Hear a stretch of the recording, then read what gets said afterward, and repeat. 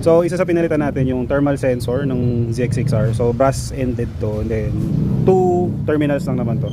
So ito yung nagbabasa ng temperature sa engine mo, yung sa coolant, dumadalo yung coolant dito. Para matest natin to, check natin continuity sa ating multi-tester.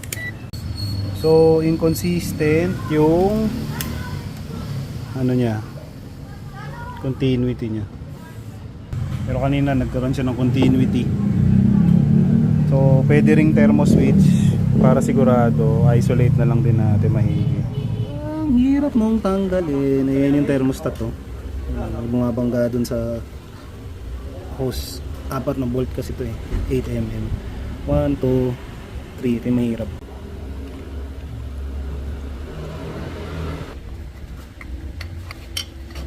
Thermostat.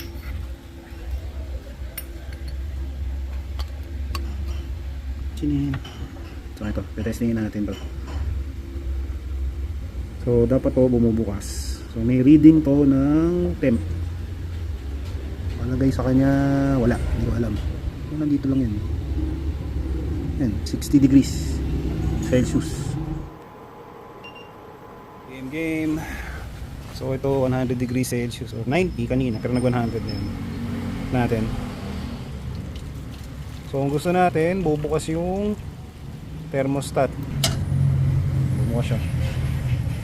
Yung may water pump. Baka sila. Pero hindi ko mahal yung sobra. Yung impeller, yung water pump, okay naman. Wala namang squeaking sound. Iniikot naman to. So okay din yung o-ring. Kasi minisin lang natin. Alright, hindi na siya nag-erratic reading. So antayin na lang natin pumitik yung fan. 98 degrees. Tingnan natin kung pipitik siya sa 100.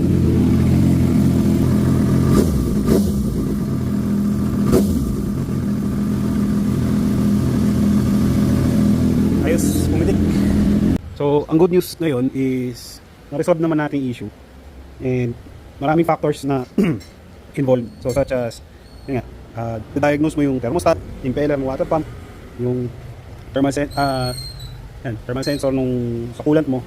And then syempre, kasi since yung isa sa mga hindi ko lang na-capture sa video, pero isa sa problem napansin ni Ronel is pumipitik-pitik yung fan at low RPM. So may voltage issue tayo. So kailangan nating maglinis ng mga contact terminal. So mainly yan, main ground yan. And marami pang terminal sa loob na pinaglilinis natin. And so far pag i-start mo siya ngayon, okay, nakabunot yung ano niya, yung quick shifter niya. So mamaya test natin, ikabit natin na nito kung magkakaroon pa ng issue sa idling problem niya, kasi may idling problem din siya. Yeah, stable na siya. Tapos usually from 80 degrees and up, mag-erratic reading itong 6R na to. Bababa na siya ng 70, babalik ng high, 70 high. So tinest namin ito kanina, pinabot na natin ng 100 degrees Celsius para i-validate kung pumipitik yung fan or nag-turn on yung fan. Okay naman. So yun, hindi ko nang i-swap yung relay nito just to check, pero combination ng diagnosis ng mga components sa cooling system mo plus cleaning ng mga contacts, it helped a lot. So for now, ang gagawin natin, babalik na natin yung quick shifter and then double check lang din yung connection. So wala namang error. And then try natin yung road test. Siguro tambay-tambay tayo. Deja vu, pwede.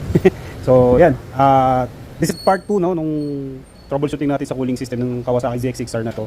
And so far we are 85-90% complete. So sana wala na maging problem. I-attest na lang yan pagka or mababalidate na lang natin pag na-road test na natin. And syempre pag ginagamit na ng client. Big shoutout dun sa mga nagbigay ng input sa akin no, sa pag-troubleshoot ko dito sa journey namin sa 6R na to.